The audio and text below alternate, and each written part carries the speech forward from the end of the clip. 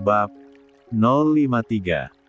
Sudah sore, sudah waktunya aku pulang, tak baik juga terlalu sore ada di pemakaman. Saat aku hendak berdiri, tiba-tiba, Om, suara itu mengejutkan aku. Aku tertegun, mematung sejenak, aku berpikir negatif tentang suara itu. Kau tahu, aku berpikir itu hantu yang suaranya menyerupai suara Natasha. Sayang, lagi, suara itu terdengar di telingaku, tepat di belakangku. Aku menelan selaiva kasar, apakah benar hantu, karena aku terlalu sore ada di pemakaman. Aku perlahan berbalik, namun aku sangat terkejut begitu melihat sosok Natasha berdiri di depanku dengan air mata yang bercucuran membasahi pipinya. Natasha, ucapku. Natasha terisak, aku mendekat. Kamu kenapa di sini? Tanyaku gugup. Kenapa Om gak pernah bilang kalau Om sering kesini? Kenapa gak ajak aku? Tanyanya. Aku tak mampu menjawab. Selama ini aku memang selalu sembunyi-sembunyi untuk mengunjungi makam orang tua Natasha. Aku tak pernah mengatakan kalau aku sering datang, karena aku takut Natasha malah akan sedih mengingat orang tuanya. Kenapa gak pernah bilang kalau kamu sering kesini? Kenapa gak ajak aku pergi bareng? Natasha memukuli dadaku. Maaf, tapi aku gak mau kamu sedih. Orang tua kamu meninggal karena aku. Kamu juga gak bisa melupakan semuanya. Aku takut kamu malah akan sedih kalau aku ajak kamu. Aku menjelaskan alasanku tak mau mengajaknya. Tapi gara-gara kamu gak jujur sama aku, akhirnya aku jadi berpikir kalau kamu memang mengacuhkan gitu aja kematian orang tuaku. Aku jadi berpikir kamu gak merasa bersalah sama sekali. Kamu jahat. Natasha marah padaku dengan linangan air mata. Maaf jangankan untuk acuh, aku bahkan gak bisa melupakan kejadian itu. Aku gak bisa hidup tenang. 49. Tanpa maaf dari orang tua kamu.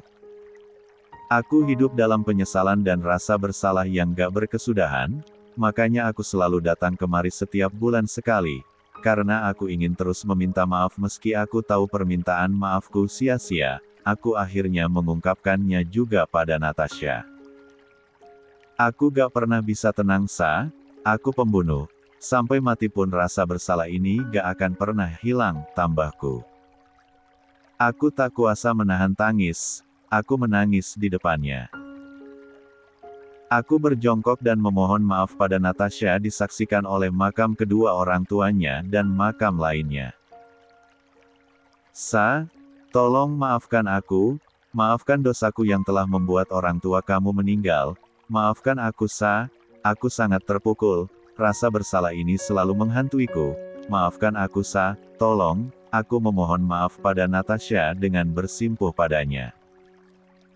Aku bersungguh-sungguh, aku sangat menyesal, aku membutuhkan ampunan dari Natasha setelah dari Tuhan, karena urusanku bukan dengan Tuhan lagi, tetapi dengan Natasha. Natasha menangis, tangannya meraih tanganku dan menarikku untuk berdiri. Natasha menatapku, lalu memelukku erat, aku membalas pelukannya dan menangis bersama. Aku tak tahu apa lagi yang harus aku lakukan agar rasa bersalah ini hilang, karena rasanya rasa bersalah ini memang takkan pernah hilang. Semilir angin sore menerpa kami yang masih saling berpelukan, hari sudah sore, sementara kami masih berada di sini. Aku dan Natasha pergi dari tempat itu untuk pulang. Aku tak tahu sejak kapan Natasha ada di sana, dan aku tak tahu sejauh mana Natasha mendengarkan aduanku terhadap orang tuanya. Ketika aku bertanya tentang itu, Natasha menjawab, dia memang sudah tahu aku ke makam orang tuanya dari Raihan. Saat Natasha akan ke kantorku, dia sempat menelpon, tapi karena aku masih sibuk aku tak sempat mengangkatnya dan langsung pergi, jadi dia langsung saja ke kantor dan bertemu Raihan. Kebetulan sekali aku berpamitan pada Raihan sebelum pergi untuk pergi ke makam orang tua Natasha, sehingga saat Natasha bertemu Raihan, pria itu mengatakannya. Natasha berbohong soal akan pergi ke perpustakaan kota, padahal sebenarnya dia sudah ada di belakang mobilku dengan taksi. Dengan begitu Natasha bisa mengetahui semua yang aku lakukan sebelum hingga tiba di makam. Natasha terus mengikuti aku, bahkan dia tahu apa saja yang aku lakukan saat di makam tadi. Aku agak kikuk mendengar ceritanya, bagaimana tidak, Natasha pasti mendengar saat aku mengaji dengan terbata-bata tadi. Oh shit, memalukan. 50.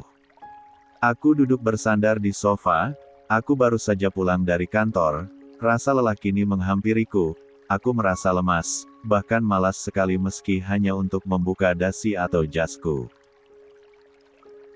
Aku memejamkan mata, tak hanya lelah, tapi aku juga mengantuk. Baru saja akan terlelap, tiba-tiba kurasakan sesuatu yang bergerak di bagian leherku. Aku mengerjap, seketika mataku terbuka lebar. Ya Tuhan, kamu bikin kaget aja, ucapku dengan dada yang dak-dik-duk-ser. Rupanya Natasha sedang membukakan dasi, aku kaget karena dia tak membangunkan aku terlebih dahulu. Aku kira aku akan diperkosa oleh seseorang, hahaha. Habisnya kamu tidur, aku gak berani bangunin, jawabnya. Tapi kan aku kaget kalau kamu tiba-tiba bukain dasi, aku kira mau diperkosa, candaku. Aku gak berani ganggu tidur kamu lagi, aku takut kamu marah lagi, ucapnya datar.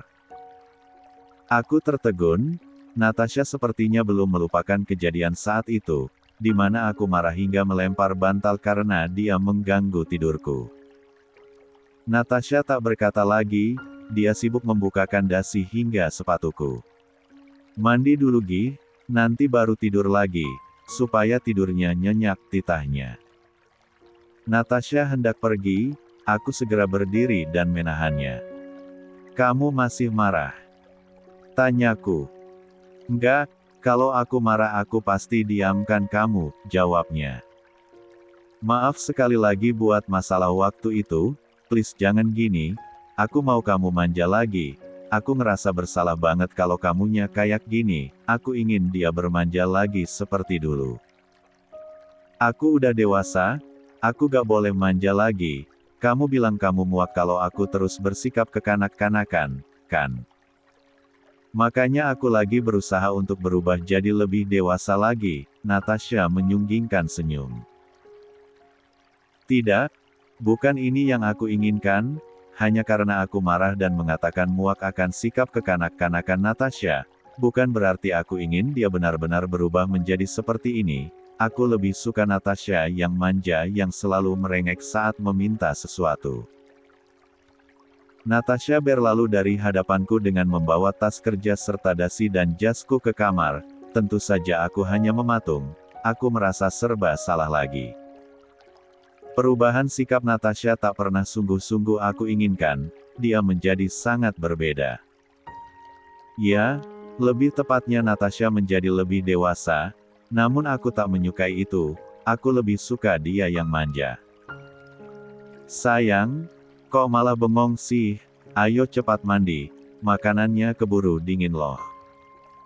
Natasha memanggilku dari lantai 2, karena aku mematung sejak tadi. Ah! Iya, sahutku. Aku pun berlari kecil menaiki tangga menyusulnya ke kamarku. 51. Aku membuka seluruh pakaianku dan masuk ke kamar mandi. Tapi, di dalam kamar mandi, bukannya mandi, aku malah duduk di kloset duduk dan melamun lagi. Aku bingung, bagaimana caranya agar dapat mengembalikan Natasha yang dulu. Aku ingin Natashaku yang manja, yang genit, yang nakal. Aku tak suka Natasha yang dewasa, bagiku sama saja seperti berganti orang. Kata-kataku saat itu memang keterlaluan jika diingat lagi, pasti langsung tertancap di hati Natasha bagaikan sebuah anak panah yang tajam. Aku bersandar, Mataku terpejam kembali. Aku tak bisa memikirkan cara lagi. Aku sudah kehabisan ide. Pintu kamar mandi terbuka. Aku membuka mataku. Natasha masuk dan berdiri di depanku dengan berkacak pinggang. Kamu ngapain sih? Aku tunggu di meja makan loh sejak tadi, tapi kamunya gak datang juga. Katanya mau mandi tapi malah tiduran di atas kloset, omelnya. Selama itukah aku melamun? Aku rasa aku hanya melamun beberapa detik saja kok. Aku meraih tangannya, dia menatap aku. Mandin ya? Aku maunya dimandiin, pintaku. Natasha menatap tak percaya dengan kemanjaanku ini, karena aku tak pernah memintanya memandikan aku sejak 5 tahun lalu. Kan bisa mandi sendiri, ucapnya. Memangnya gak boleh kalau aku minta dimandiin? Kamu juga sering aku mandiin loh, gantian dong aku yang dimandiin. Natasha menghela nafas berat, lalu menarik tanganku, membawaku ke bawah shower. Air shower mengguyur tubuhku, sangat sejuk. Natasha mengambil sabun, kemudian memakaikannya padaku. Dia menggosok tubuhku ini dengan telaten. Aku tersenyum menatapnya yang sedang sibuk menggosok bagian depan tubuhku. Dia menatapku sebal, terserahlah, yang penting dia mau memanjakan aku. Nunduk, pintanya. Karena tinggi kami beda 30 cm, Natasha kesulitan untuk menyampoi rambutku. Aku langsung berjongkok di depannya, membiarkan dia untuk bebas mengeramasi kepalaku. Gak perlu sampai jongkok, aku kan suruh nunduk doang, protesnya. Gak apa-apa biar kamu lebih leluasa aja, jawabku. Natasha mendelik, aku tersenyum lebar. Aku memegang kedua pinggangnya yang masih ramping, nanti akan melebar ketika kandungannya membesar. Aku ingin puas-puas memegangi pinggangnya ini sebelum melebar. Kuku-kukunya menggaruk kulit kepalaku, dengan busa sampo yang memenuhi kepalaku. Ah, aku malah terbuai, garukan di kepalaku membuatku mengantuk. 52. Lepas semuanya tersabuni, Natasha mengguyurku dengan air shower dari atas hingga bawah. Dia bagaikan seorang ibu, dan aku bayi besarnya, hehehe. Usai tubuhku bersih, Natasha memakaikan handuk, dan kami keluar. Aku duduk di tepian ranjang, Natasha mengeringkan rambutku dengan handuk. Kok gak semangat sih? Tanyanya. Buat apa semangat, kamunya aja kayak gitu kok, jawabku. Kayak gitu gimana? Aku gak kenapa-kenapa kok, perasaan aku biasa aja deh, Natasha seolah tak merasa dirinya berubah. Biasa aja apanya, kamu jelas-jelas berubah. Kayak bukan Natashaku yang dulu, jawabku terang-terangan. Kan kamu yang minta, ya jangan protes. Kamu maunya istri yang lebih dewasa kan? Ini aku udah berubah loh, masa iya masih protes juga? Atau maunya yang setua nenek-nenek? Bukan itu yang aku mau, aku tetap mau kamu yang dulu, yang manja, yang suka ngerengek, yang nakal, yang suka jahili aku. Kalau kamu kayak gini, aku merasa kamu kayak orang lain, kayak bukan Natashaku. Aku tahu aku salah karena ngucapin kayak gitu sama kamu, tapi itu cuma karena aku lagi marah aja. Aku gak benar-benar mau kamu kayak gitu. Aku minta maaf, kata-kataku bikin kamu terluka dan susah lupa, aku meminta maaf. Karena ucapanku itulah Natasha berubah. Meski aku tak benar-benar menginginkannya, tapi Natasha sudah terlanjur sakit hati olehnya, apalagi yang bisa aku lakukan selain menyesalinya. Aku menundukkan kepala, jujur saja aku malu, usiaku sudah tua, tapi aku malah bertingkah seperti anak kecil yang masih labil. Seingatku, dulu sebelum menikah, aku tak seperti ini, aku selalu berpikir lebih dewasa dari usiaku. Tapi sekarang aku malah jadi seperti ABG labil, entah karena aku menikahi anak kecil, jadinya aku terbawa suasana. Natasha mengangkat daguku, mata besarnya menatapku dalam. Aku udah dewasa, aku bukan Natasha umur 17 tahun lagi. Aku sekarang Natasha umur 22 tahun, gak ada yang salah kalau aku berubah jadi lebih dewasa. Apa yang kamu bilang saat itu memang benar adanya, kamu gak salah kok ngomong kayak gitu, karena itu fakta. Aku bukan anak kecil lagi, aku bahkan akan segera jadi ibu. Aku memang harusnya lebih dewasa, tuturnya seolah tengah menyangkal bahwa dia terluka karena perkataanku. Tapi aku gak mau kamu kayak gini, Sa. Aku mau kamu yang dulu, ucapku serius. Sejenak, aku dan dia saling tatap. Jangan bahas itu ya, sekarang pakai baju dan kita makan malam, makanannya udah dingin, Biasi udah masak dari tadi, sebaiknya kita cepat, Natasha mengakhiri pembahasan kami. Dia kemudian mengambilkan baju dan celanaku, lalu memintaku memakainya, aku menurut saja. Kami makan malam bersama, suasana senyap, Natasha tak bicara selama kami makan, aku jadi tak berselera lagi, aku makan hanya sedikit. Benar apa kata orang, jika kita terbiasa dengan sikap seseorang, maka kita akan merasa hampa ketika sikap orang itu berubah. Dan inilah yang aku rasakan saat ini, aku merasa sangat hampa, meski Natasha ada di depanku, tetap saja aku merasa dia asing bagiku. 53. Makan malam berakhir, aku masuk kembali ke kamar lalu menyalakan TV, siapa tahu ada sesuatu yang menarik di TV daripada memikirkan perubahan sikap Natasha padaku, malah membuat kepala rasanya mau pecah, aku tak menemukan solusi. Natasha ada di ruang ganti setelah mandi, aku sudah tak berani nakal lagi padanya setelah kejadian waktu itu, aku merasa tak pantas lagi untuknya, aku terlalu jahat dan arogan, tak pantas seperti dulu lagi.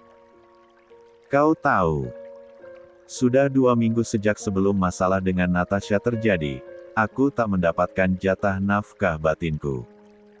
Lagi, apakah aku meradang? Tentu saja, siapa yang akan tahan hidup tanpa menyalurkan hasrat seksual jika sudah terbiasa, siapapun lelaki normal pasti akan merasakan hal yang sama sepertiku. Tapi ya itulah dia, aku sudah tak berani meminta hakku padanya, karena aku juga yakin Natasha sudah tak mau padaku. Tak ada siaran yang seru di TV, hanya drama-drama melau dan pertandingan sepak bola, sama sekali tidak membuat mood burukku hilang.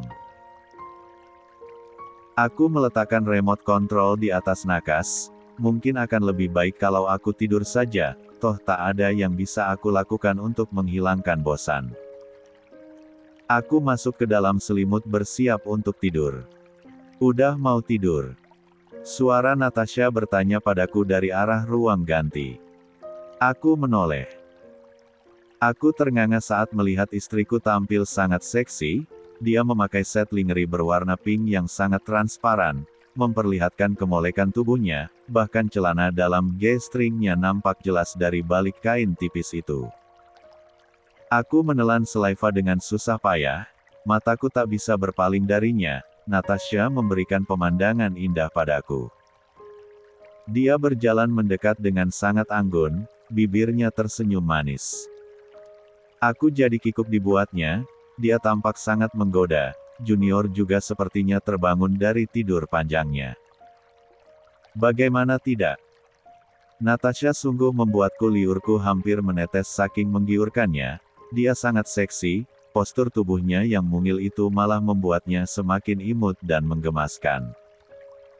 Natasha naik ke atas tempat tidur dan mendekati aku. Lupa ini malam apa? Tanyanya dengan mengelus dadaku lembut. Malam apa memangnya? Tanyaku lupa. Malam Jumat, biasanya kamu minta lebih sore, kenapa sekarang enggak? Dia bertanya lagi. Aku gak berani, jawabku gugup. Kenapa? Tanyanya lagi. 54. Karena aku merasa gak pantas lagi meminta, aku terlalu banyak salah sama kamu, apalagi aku juga udah nyakitin kamu dengan kata-kataku. Aku jadi merasa aku memang gak pantas meminta lagi, tuturku sejujur-jujurnya. Kenapa gitu? Kamu tetap suamiku, semarah apapun aku, kamu tetap berhak mendapatkan pelayanan dariku, ucap Natasha. Aku hanya menatapnya, aku memang sangat bernafsu sekarang, tapi aku tak ingin memulai, aku takut Natasha tak ikhlas melayaniku. Karena aku diam saja, Natasha dengan sendirinya naik ke atas tubuhku, dia kemudian menopangkan dagunya di atas dadaku, lalu matanya menatapku. Memangnya, kapan aku pernah melarang? Tanyanya.